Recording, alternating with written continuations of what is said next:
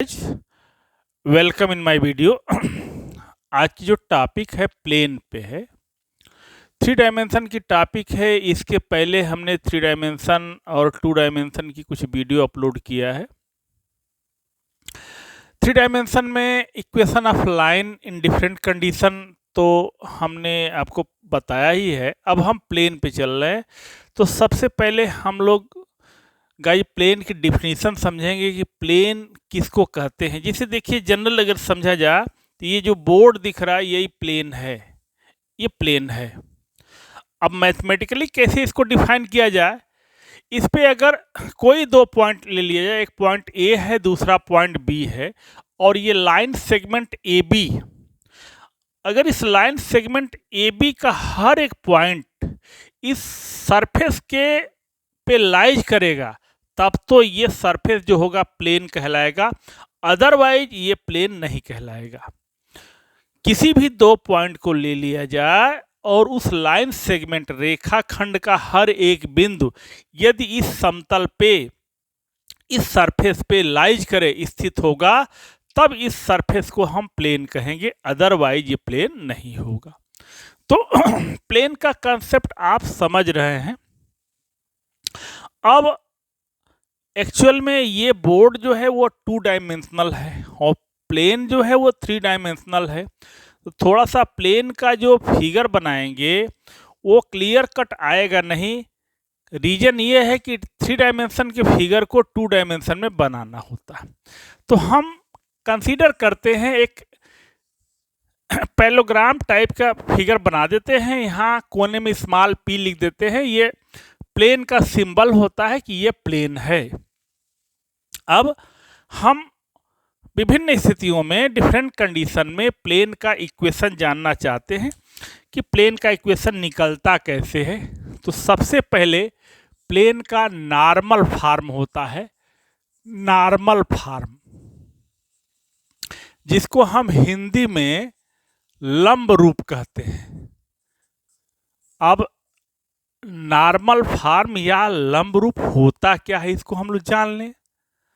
समतल का समीकरण जिसकी मूल बिंदु से लंबिक दूरी ज्ञात हो और समतल पे लंबवत इकाई सदिश ज्ञात हो। हमको क्या क्या गिवन रहेगा, मूल बिंदु से समतल की लंबवत दूरी ज्ञात रहेगी और समतल पर लंबवत इकाई सदिश ज्ञात रहेगी। क्या क्या गिवन रहेगा, इंग्लिश वर्जन हम इसको इंग्लिश में ट्रांसलेट कर दें।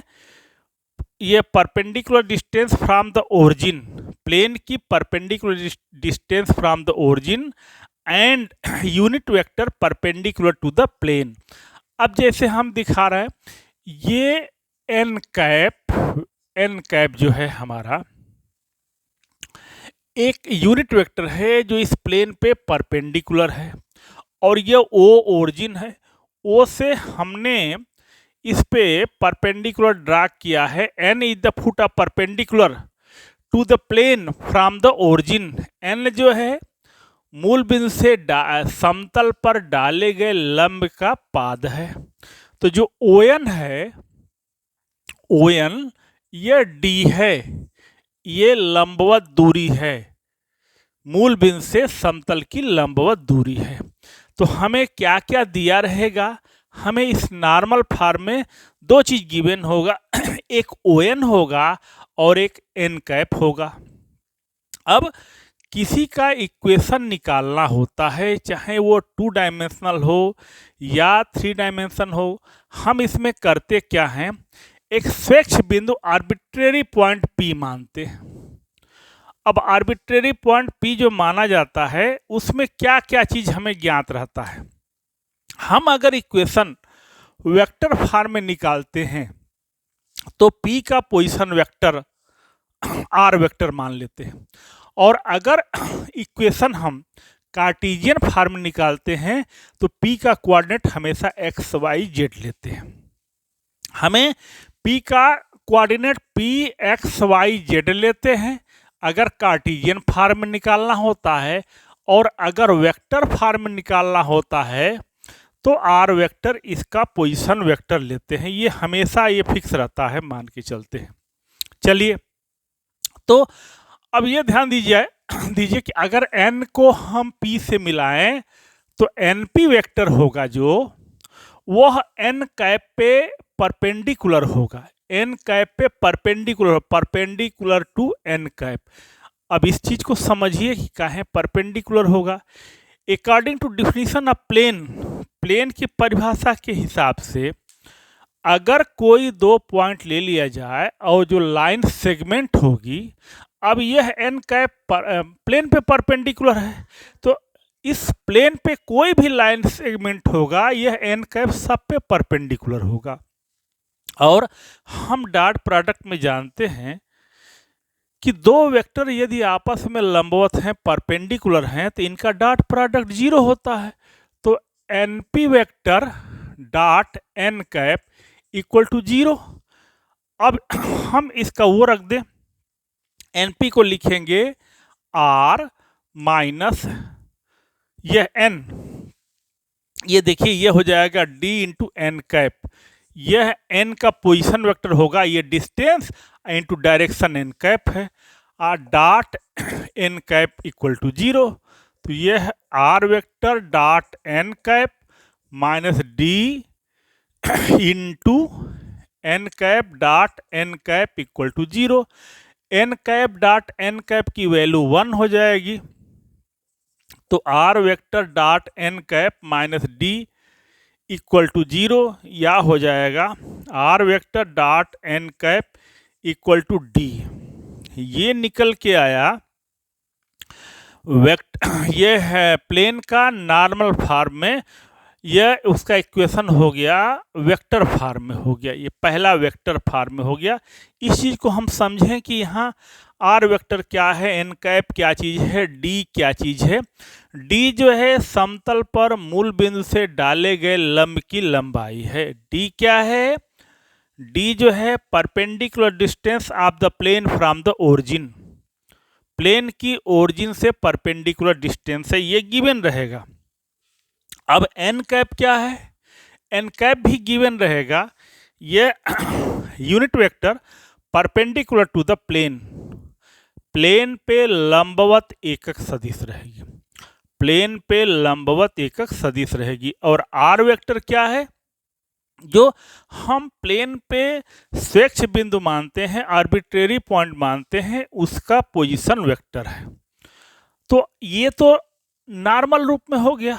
और अगर कार्टेशियन फॉर्म में हमें जानना होगा, तो कार्टेशियन फॉर्म में अब देखिए, अब आर वेक्टर जो होगा वो x i plus y j plus z के हो जाएगा, इसको हम इक्वेशन फर्स्ट मान लेते हैं। और एन कैप चूंकि ये यूनिट वेक्टर है, तो l i plus m j plus n k है। जब यह कोई वेक्टर यूनिट वेक्टर रहता है तो ये डायरेक्शन कोसाइन होती है, l m n direction cosine होती है।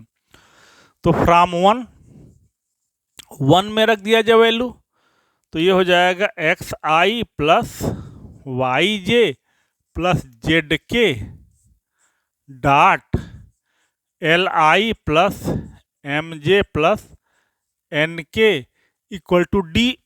तो आई का आई में, तो ये हो जाएगा l x plus m y plus n z equal to d. ये समतल का समीकरण हुआ, प्लेन का इक्वेशन हुआ कार्टेशियन फॉर्म में, और ये प्लेन का इक्वेशन हुआ वेक्टर फॉर्म में। अब यहाँ एक बार बता दूं कि एल एम एन क्या है, l m n is the direction cosine of the unit vector perpendicular to the plane, l m n is the direction cosine of unit vector perpendicular to the plane. L m n जो है plane पे लंबवत एकक सदिश की दिक को जाए हैं, डायरेक्शन कोसाइन है, उस सदिश की डायरेक्शन कोसाइन है जो समतल पे लंबवत है। और डी क्या चीज है, मूल बिंदु से समतल की लंबवत दूरी, perpendicular distance of the plane from the origin, मूल बिंदु से समतल की लंबवत दूरी। ये बड़ा पॉपुलर फॉर्म होता है पहला जो है, जिसको हम नॉर्मल फॉर्म कहते हैं, r vector dot n cap equal to d. अब इस पे क्वेश्चंस क्या क्या निकल के आता है, कैसे कैसे क्वेश्चन होता है, देखिए हम क्वेश्चन को सॉल्व कर रहे हैं। कुछ क्वेश्चन आपके सामने, जैसे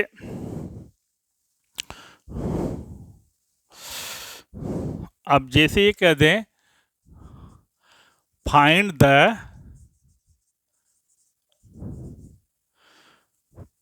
द परपेंडिकुलर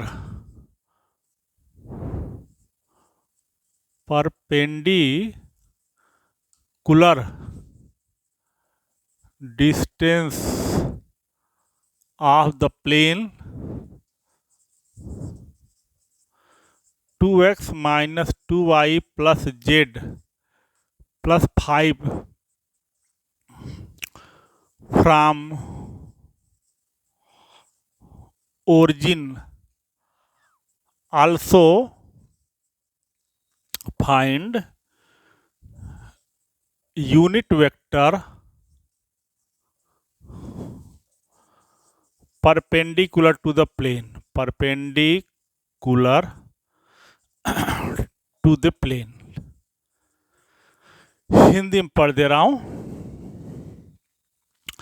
ये जो समतल का समीकरण है, इस पर मूल बिंदु से डाले गए लंब की लंबाई ज्ञात कीजिए और समतल पे लंबवत एकक सदिश ज्ञात कीजिए। हमें दोनों चीज निकालना है। इस पर मूल बिंदु से डाले गए लंब की लंबाई और समतल पर जो लंबवत एकक सदिश है। हमने इंग्लिश वर्जन पे क्वेश्चन लिख दिया, हिंदी में ट्रांसलेट करके बता दे रहा हूं। अब इसको हम लोग सॉल्व करते हैं। तो गिवन इक्वेशन है 2x minus 2y plus z plus 5 equal to 0। सबसे पहले करते क्या है, इस कांस्टेंट टर्म को उधर शिफ्ट करते हैं। तो 2x minus 2y plus z equal to minus 5। दूसरी बात का ये ख्याल करते हैं कि ये जो है d जो है हमेशा पॉजिटिव रखना होगा इन नॉर्मल फार्म। अगर मुझे नॉर्मल फार्म में सब चीज़ बताना होगा तो ये d पॉजिटिव रखना पड़ेगा। तो ये माइनस मल्टीप्लाई कर दीजिए, minus 2x plus 2y minus z equal to 5। अब ये तो पॉजिटिव हमने कर दिया। पहला स्टेप पे ध्यान दीजिएगा कि इसको पॉजिटिव करना है। फिर दूसरा स्टेप की under root a square plus b square plus c square से दोनों साइड डिवाइड कर देना है। तो minus 2x plus 2y minus z upon 4 plus 1 5 upon 3। तो minus 2x plus 2y minus Z, यहाँ 3 कर दिया, यहाँ 3 कर दिया, यहाँ 1 अपान 3 जेड 5 अपान 3। अब इसको अगर कंपेयर कर लें हम LX plus MY plus NZ equal to D से, तो D बराबर हो गया 5/3। ये क्या निकल के आया, समतल पर मूल बिंदु से डाले गए लंब की लंबाई और समतल पे लंबवत एकक सदिश की डायरेक्शन कोसाइन जो L M और N जो हो गया, ये माइनस 2/3 माइनस 2/3 और माइनस 1/3। लेकिन हमें क्या निकालना है, find the unit vector perpendicular to the plane. अगर यूनिट वेक्टर लिखना होगा तो n कैप जो होगा माइनस 2/3i प्लस 2/3j अब माइनस 1/3k, ये यूनिट वेक्टर हुआ। तो फिर से ये बड़ा पॉपुलर क्वेश्चन है, बड़ा इंपॉर्टेंट क्वेश्चन है, हर जगह आता है, एनडीए के एग्जाम में आता है, जेईई मेन में आता है, कई बार आया हुआ है कि अगर कोई प्लेन का इक्वेशन दिया रहेगा, उस प्लेन के इक्वेशन से हम प्लेन पे मूल बिंदु से डाले गए लंब की लंबाई perpendicular distance from origin to the plane निकाल सकते हैं और समतल पे प्लेन पे परपेंडिकुलर यूनिट वेक्टर निकाल सकते हैं। देखिए हमने दिखाया है, एक एक स्टेप को हमने आपको समझाया है। अब आगे वाला क्वेश्चन देखिए क्या होता है।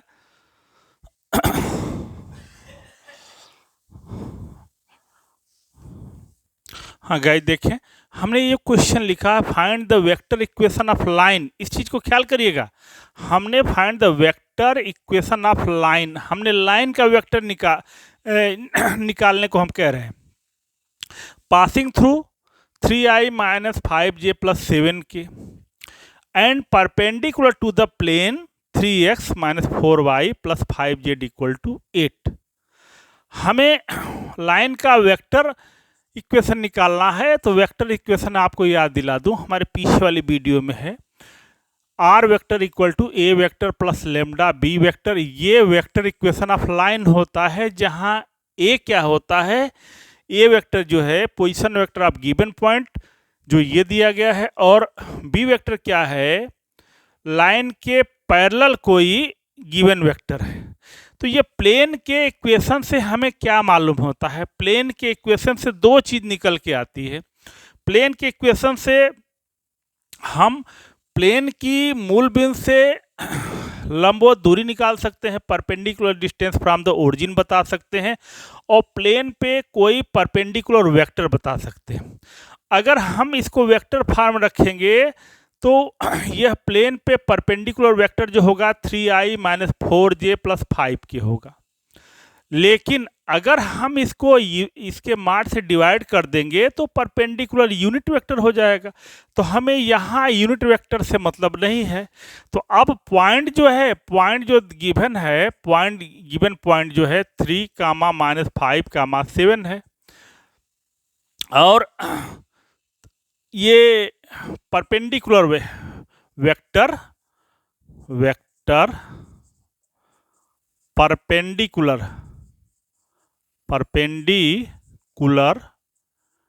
टू द प्लेन के लंबवत सदिश जो होगी वह 3i minus 4j plus 5k हो जाएगी।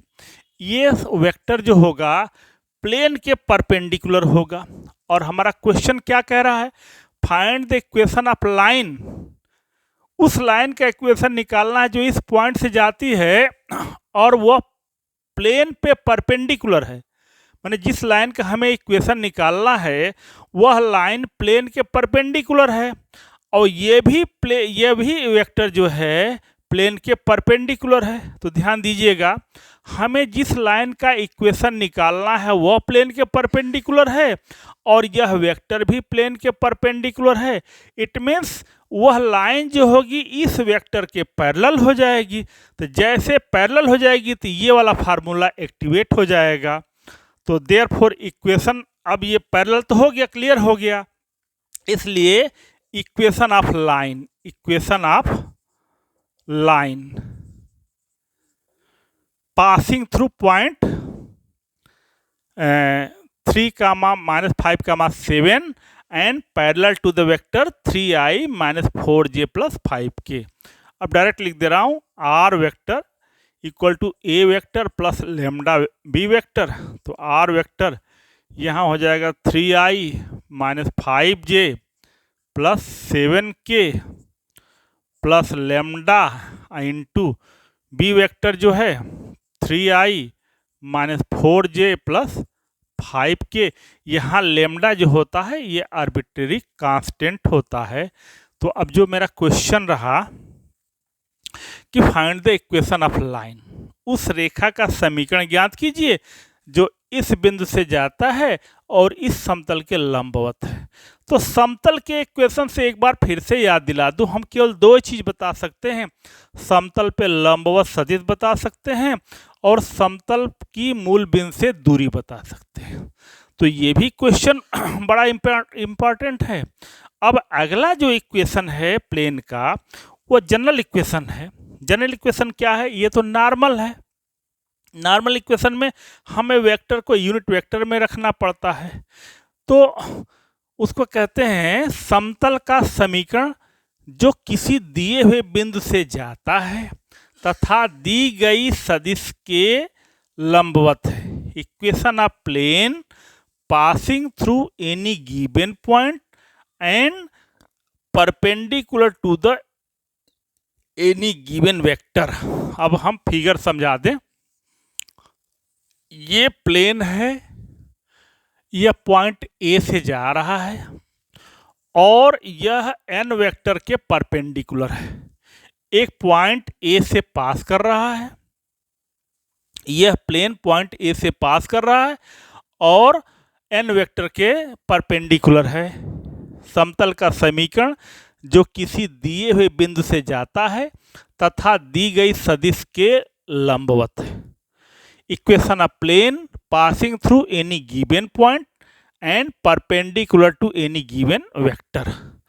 तो अब इसमें क्या होता है, वेक्टर फॉर्म भी होता है और कार्टेशियन फॉर्म में होता है। हर एक इक्वेशन को दोनों में सीखना चाहिए और एक दूसरे में कन्वर्ट करना है। तो चलिए हम एक आर्बिट्रेरी पॉइंट P ले लेते हैं, हम A और P को मिला देते हैं। अब AP जो लाइन सेगमेंट है वो प्लेन पे है, तो जब लाइन सेगमेंट AP प्लेन पे है और यह n वेक्टर प्लेन पे परपेंडिकुलर है, तो जब प्लेन पे परपेंडिकुलर है तो प्लेन पे कोई भी लाइन सेगमेंट होगा सब पे ये परपेंडिकुलर होगा। तो जब सब पे परपेंडिकुलर होगा तो AP is perpendicular to n vector, imply that AP dot n equal to 0। अब AP क्या निकलता है, R माइनस A। कई बार बता चुका हूं आपको कि P का पोजीशन वेक्टर हमेशा R वेक्टर मानते हैं, जो गिवन पॉइंट है उसका A वेक्टर। इसको और थोड़ा सा आगे बढ़ा दिया जाए, R dot N vector minus A dot N vector equal to 0। तो ये हो गया R dot N vector equal to A dot N vector. ये निकल गया उस समतल का समीकरण जो किसी दिए हुए बिंदु से जाता है और दी गई सदिश के लंबवत है, उसका ये वेक्टर इक्वेशन निकल के आया। इसको इंग्लिश में पढ़ दूं, equation of plane passing through any given point and perpendicular to any given vector. अब इसको हम, ये तो हमारा वेक्टर फॉर्म में हो गया पहला। और दूसरा, यदि हम कार्तीय रूप में निकालना चाहें, कार्टेशियन फॉर्म में निकालना चाहें, तो कार्टेशियन फॉर्म में कैसे होगा, तो हम इसको कार्टेशियन फॉर्म में कन्वर्ट करना होगा। तो let R equal to x i plus y j plus z k, ये हमारा R वेक्टर हो गया। और N वेक्टर इक्वल टू हो जाएगा AI plus BJ plus C के। तो अब इसको अगर एक रख दें हम तो अच्छा, हाँ, तो फ्रॉम RN और A वेक्टर, हाँ, A वेक्टर इक्वल टू हो जाएगा x1i plus y1j plus z1 के। तो फ्रॉम 1 रख दिया जाए, R डॉट n तो ax plus by plus cz equal to, देखिए यहाँ a डॉट n करिए तो ax1 plus by1 plus cz1। थोड़ा सिस्टमेटिक कर दें, यहाँ भी a है यहाँ भी a है, a कॉमन ले लें तो x minus x1 plus b y minus y1 plus c z minus z1 equal to 0। ये निकल के आया प्लेन का कार्तीय समीकरण जो एक बिंदु से जाता है और किसी दी गई सदिश पे लंब है।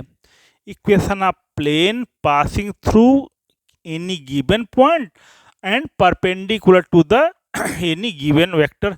यहाँ पे ABC क्या है, समतल पे लंबवत सदिश की डायरेक्शन रेशियो है। और नॉर्मल फॉर्म में LMN क्या होता था, समतल पर लंबवत एकक सदिश की डायरेक्शन कोसाइन।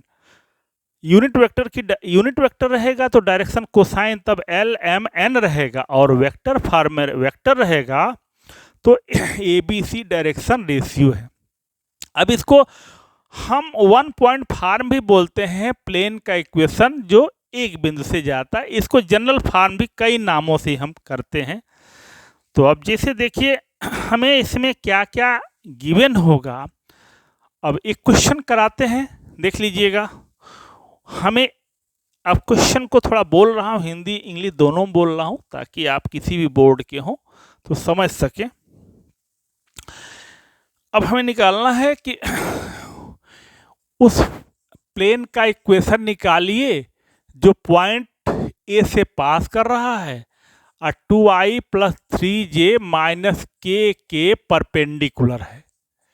इस पॉइंट से पास कर रहा है, इस वेक्टर के परपेंडिकुलर है।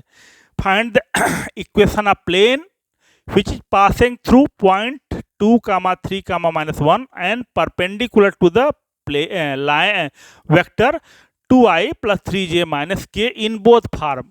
मीन्स वेक्टर फॉर्म में भी निकालना है और कार्टेशियन फॉर्म में भी निकालना है। तो किसी भी फॉर्म में निकालने के लिए हमें आर्बिट्रेरी पॉइंट्स मानना पड़ेगा। तो हम कंसीडर कर लिए कि let p be any arbitrary point. हमने एक स्वच्छ बिंदु मान लिया, P एक स्वच्छ बिंदु मान लिया।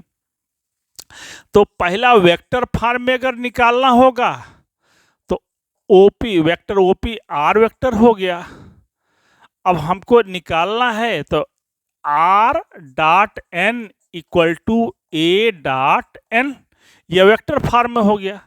तो R डॉट N की वैल्यू रख दीजिए 2i plus 3j minus k equal to, यहाँ हो जाएगा हमारा A की वैल्यू रख दीजिए 2i प्लस 3j माइनस के और डॉट N की वैल्यू रख दीजिए तो 2i, ये तो हमारा 2 3 संयोग ऐसा रहा कि ये दोनों सेम हो गया, 2 3 -1 2 3 -1। तो इससे कंफ्यूज मत होइएगा कि एक ही चीज़ है। हम चाहे तो बदल सकते हैं इसको, हम अगर -2 कर दें तो और थोड़ा सा कंफ्यूजन दूर हो जाएगा आपका। तो 2i plus 3j minus 2k। अब देख लिया जाए पॉइंट कहीं और नहीं ना आया है हमारा, यह आ जाएगा A, यहाँ आएगा, यहाँ नहीं, यहाँ तो n कैप तो वही रहेगा माइनस के, यहाँ पे थोड़ा सा चेंज हो जाएगा, यहाँ -2k। i का i में करेंगे, j में j तो 4 हो जाएगा, प्लस 9 हो जाएगा और प्लस 2 हो जाएगा। तो ये r dot 2i plus 3j minus k equal to 9 4 13 2 15। ये हमारा प्लेन का इक्वेशन निकल गया। किस फॉर्म में निकल गया? वेक्टर फॉर्म में निकल गया, जो इस पॉइंट से पास कर रहा है और इसके परपेंडिकुलर है। अब कार्टेशियन फॉर्म में कन्वर्ट करना है, तो कार्टेशियन फॉर्म में कन्वर्ट करना होगा, देखिए तुरंत हो जाता है। तो यह a into x minus x1 plus b into y minus y1 plus c into z minus z1 equal to 0। A B c क्या है? a बराबर 2 है, b बराबर c है, b बराबर 3 है, c बराबर -1 है। तो a की जगह 2 रख दिया जाए और x माइनस x1 भी 2 है, प्लस b की जगह क्या है? b की जगह 3 है, यहाँ 3 है, y माइनस 3 हो जाएगा और c की जगह पे क्या है? -1 है और यहाँ पर हो जाएगा हमारा z प्लस 2 इक्वल टू 0। ये चाहें तो इसको सॉल्व कर दिया जाए, तो 2x minus 4 plus 3y minus 9 minus z minus 2 बराबर 0। तो 2x plus 3y minus z equal to 15। ये निकल के आ गया हमारा कार्टेशियन फॉर्म में निकल के आ गया, ये वेक्टर फॉर्म निकल के आ गया। तो दोनों पूछता है, बहुत आसान है, आप लोग समझ गए होंगे। एक बार फिर से हम रिवाइज कर देते हैं। ये पॉइंट गिवन रहेगा और वेक्टर जो प्लेन पे परपेंडिकुलर वेक्टर रहेगा वो गिवन रहेगा। ध्यान ये दीजिएगा कि जब मुझे नॉर्मल फॉर्म में अगर एक्सप्रेस करना होता है तो ये यूनिट वेक्टर के फॉर्म में होना चाहिए, अदरवाइज ये वेक्टर के फॉर्म में ही होना चाहिए। तो हमें यहाँ पे नॉर्मल यहाँ फॉर्म में नहीं एक्सप्रेस करना है और किसी का इक्वेशन जानना होता है तो हम एक आर्बिट्रेरी पॉइंट मानते हैं।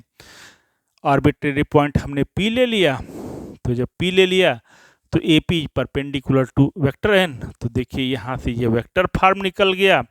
और कार्टेशियन फॉर्म निकलना हो, यह करना होगा, तो कार्टेशियन फॉर्म में ये फार्मूला है, इसमें हमने वैल्यू सब्स्टिट्यूट कर दिया, देखिए दोनों सेम आ गया।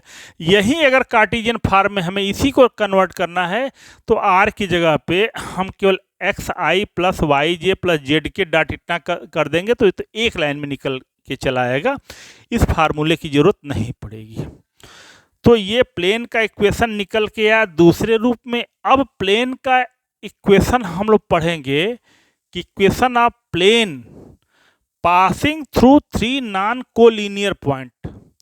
समतल का समीकरण जो तीन बिंदुओं से होकर जाता है, जो तीनों संरेख नहीं है, नॉन कोलिनियर पॉइंट।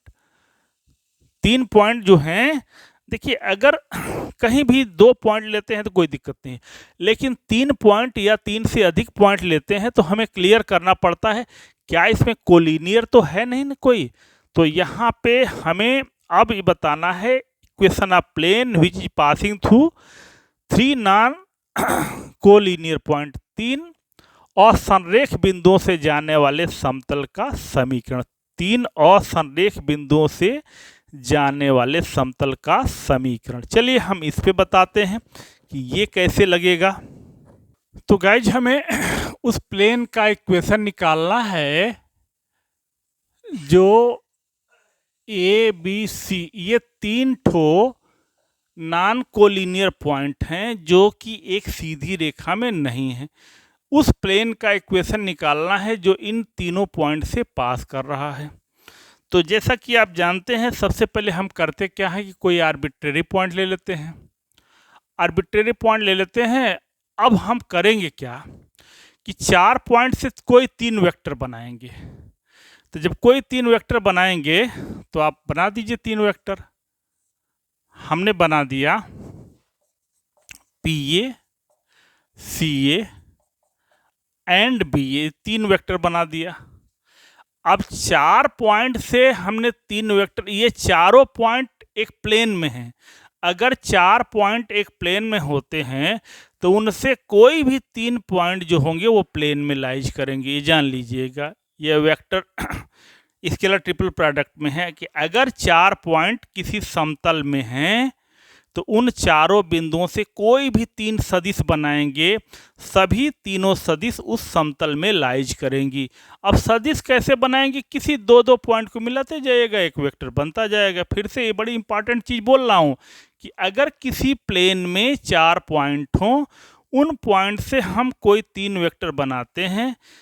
चूंकि since point are already in plane, therefore vector are also lies in same plane. ये सभी बिंदु उसी प्लेन में लाइज कर रहे हैं तो इनसे बनी हुई वेक्टर्स भी उसी प्लेन में होंगी।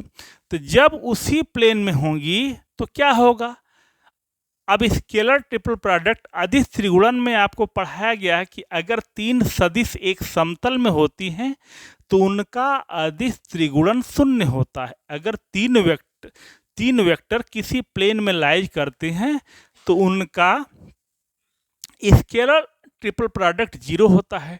तो पी ए वेक्टर, सी ए और बी ए ये जीरो होता है। अब इसकी वैल्यू हमें निकालनी है।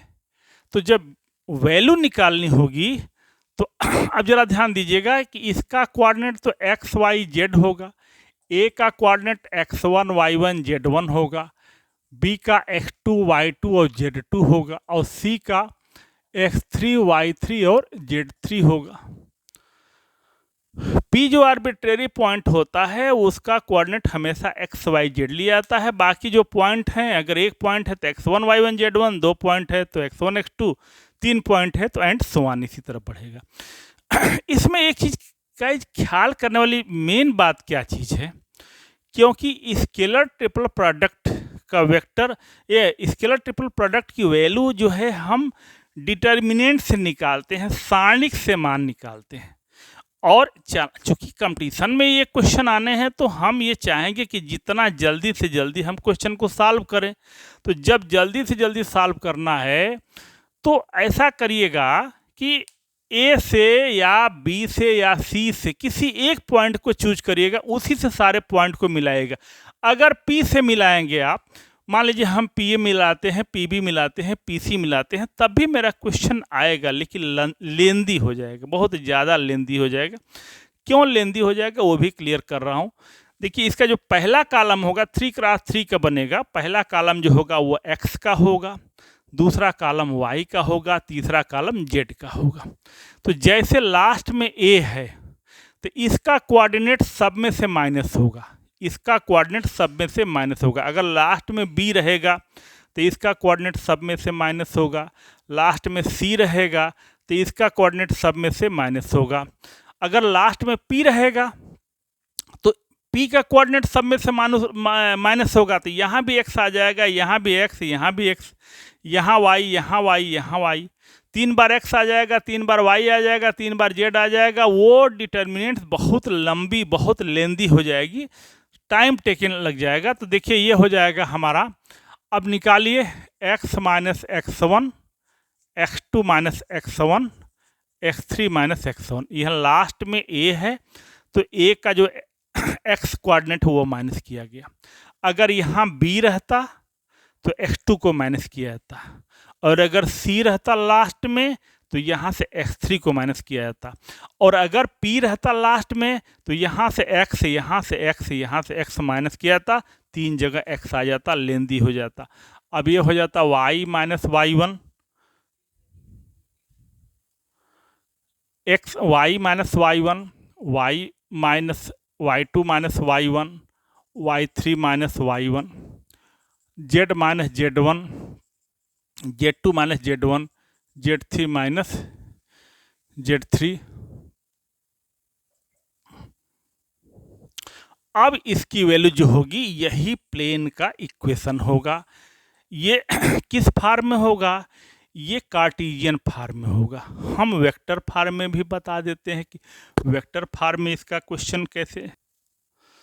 तो ये तो हमारा कार्टेशियन फॉर्म में हुआ। अगर वेक्टर फॉर्म में जानना होगा तो वेक्टर फॉर्म में बस यही फार्मूला लगेगा, कोई और फार्मूला नहीं लगेगा। उसमें ये क्या करेगा, थोड़ा सा इसमें चूंकि हम आर को पॉजिटिव रखना चाहते हैं तो हम ये कहते हैं कि AP, AB और AC आर इन कोप्लेनर।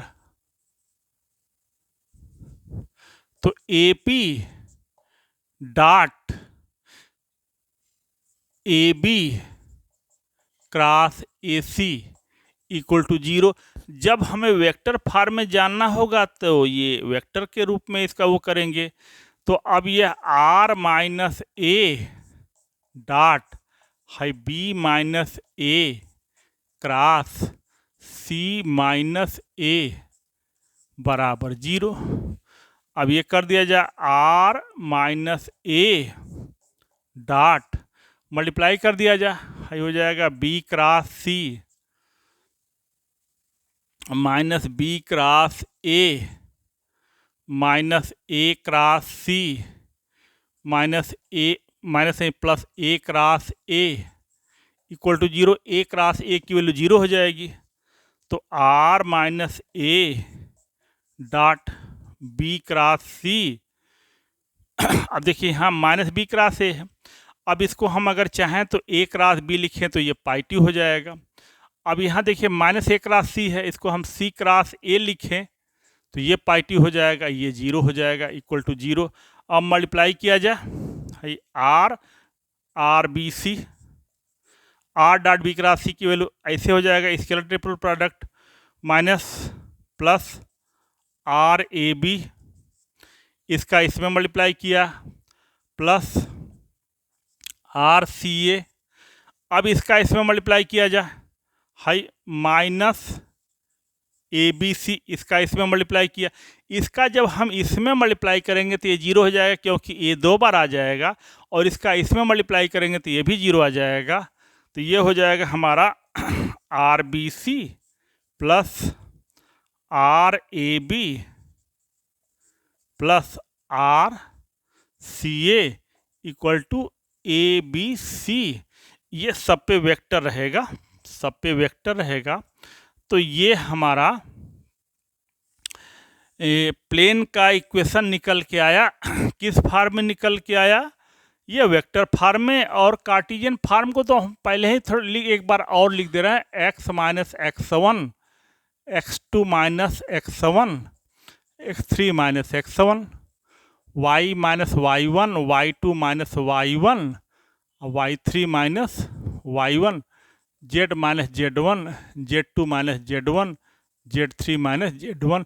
ये निकल के आया हमारा प्लेन का इक्वेशन कार्टेशियन फॉर्म में, और प्लेन का इक्वेशन निकल के आया वेक्टर फॉर्म पे। अब हम इस पर कुछ क्वेश्चंस आपको करा दें। ये 3 आर्टिकल है और एक दूसरे में कन्वर्जन। गाइज, हमने क्वेश्चन लिखा है, find the equation of plane passing through the point A B C, also find a unit vector perpendicular to the plane. हमें 2 चीज़ बताना है, हमें इक्वेशन ऑफ द प्लेन भी बताना है, और साथ में ये बताना है कि प्लेन पे पर यूनिट वेक्टर, जो परपेंडिकुलर यूनिट वेक्टर है, उसको भी बताना है। हिंदी में पढ़ दूँ, हमें समतल का समीकरण बताना है जो 3 बिंदु ए बी सी जिनके निर्देशांक दिए गए हैं इनसे जा रहा है, और ये भी बताना है कि समतल पे लंबवत एकक सदिश क्या होगी। तो 3 पॉइंट देखिए, इसको तो निकालने के कई तरीके हैं, लेकिन जो 3 पॉइंट का हमने आपको फार्मूला दिया है हम उसी पे सॉल्व कर रहे हैं।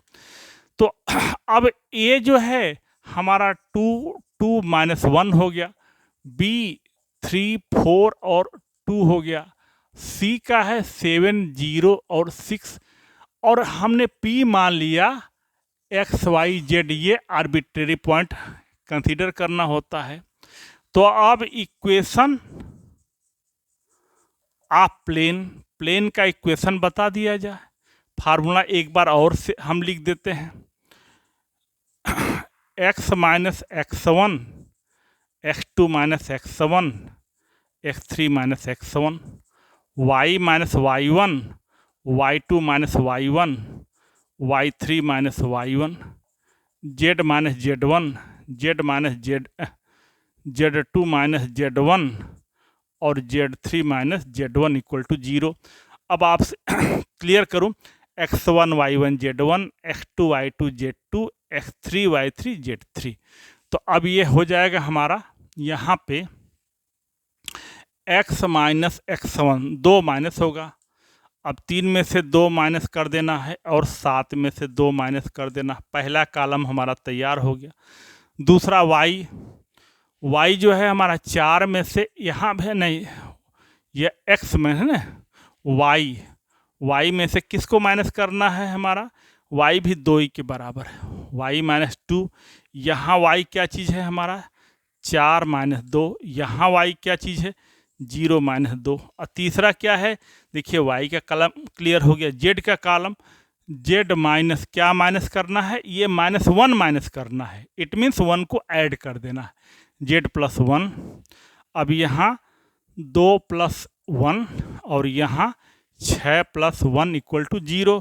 तो ये वैल्यू यहाँ लिख देता हूँ, x माइनस 2 और 3 में से 2 निकल के आएगा, 1 आ जाएगा, हाई 5 निकल के आ जाएगा, y माइनस 2 हो जाएगा, ये 2 हो जाएगा, ये माइनस 2 हो जाएगा, z प्लस 1 हो जाएगा, और यहाँ पे 2 1 3 हो जाएगा, 6 1 7 हो जाएगा। इसकी वैल्यू अब निकाल दिया जाए। x माइनस 2 जब लेंगे तो ये लाइन छूट जाएगी, ये लाइन छूट जाएगी, 7 दूनी 14 अब प्लस 6, ये माइनस होता है y माइनस 2, ये कॉलम छूट जाएगा, ये रो छूट जाएगी, 7 माइनस 15, ये कॉलम छूट गया, ये रो छूट गई, 7 माइनस 15, अब प्लस z प्लस 1, ये छूट जाएगा, ये छूट जाएगा, -2 -2 माइनस 10 बराबर 0।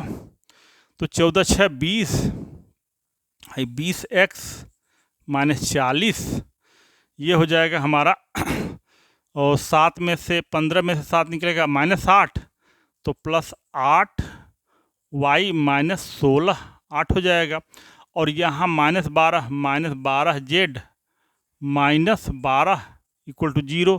तो 20x plus 8y minus 12z उधर जाएगा तो 40 56 और 68 हो गया। ये हमारे प्लेन का इक्वेशन हो गया, समतल का समीकरण हो गया। किस फॉर्म में समतल का समीकरण हो गया, इसको थोड़ा सा हम सिंप्लीफाई भी कर सकते हैं, 4 से डिवाइड हो जाएगा। 5x plus 2y minus 3z हो जाएगा 4 से डिवाइड, 4 1 में 4, 4 7 8। ये प्लेन का इक्वेशन हो गया। जो ये 3 पॉइंट हैं उनसे जाने वाले प्लेन का इक्वेशन। अब देखिए, हमसे तो केवल परपेंडिकुलर यूनिट वेक्टर पूछा जा रहा, इससे हम परपेंडिकुलर वेक्टर तो यही बता सकते हैं कि ये जो समतल है 5i plus 2j minus 3k के परपेंडिकुलर है। लेकिन यूनिट वेक्टर निकालना है तो देखिए यहाँ निकाल दे रहा हूँ, फॉर यूनिट वेक्टर, इसी को यूनिट वेक्टर बना दिया जाए तो 5x plus 2y minus 3z अपान 17। अब यहाँ पे 25 प्लस 4 प्लस 9 और यहाँ भी हो जाएगा ये 38। तो यहाँ पे थोड़ा सा ये कर दूँ मैं, 5x plus 2y minus 3z upon 38 equal to 17 upon 38। अब ये जो है यही परपेंडिकुलर यूनिट वेक्टर जो होगा 5i plus 2j minus 3k अपान रूट 38, ये परपेंडिकुलर यूनिट वेक्टर हो गया। तो इस क्वेश्चन से हम चाहें, ये देखिए ये जनरल फार्म है और ये नॉर्मल फार्म है, किसी भी फार्म को हम किसी में कन्वर्ट करना करना सीखना चाहिए। अब इस वीडियो में हमारा प्लेन जो है, हमने 3 ठो आर्टिकल आपको उस पर क्वेश्चन कराया। पहला नॉर्मल फार्म, दूसरा जनरल फार्म और तीसरा हमने बताया equation of plane passing through 3 given points. इसमें बहुत आर्टिकल्स हैं तो अब अगले जो वीडियो बनेगी उसमें जो शेष आर्टिकल्स होंगी उसको हम बनाएंगे, उसको अपलोड करेंगे। Thank you.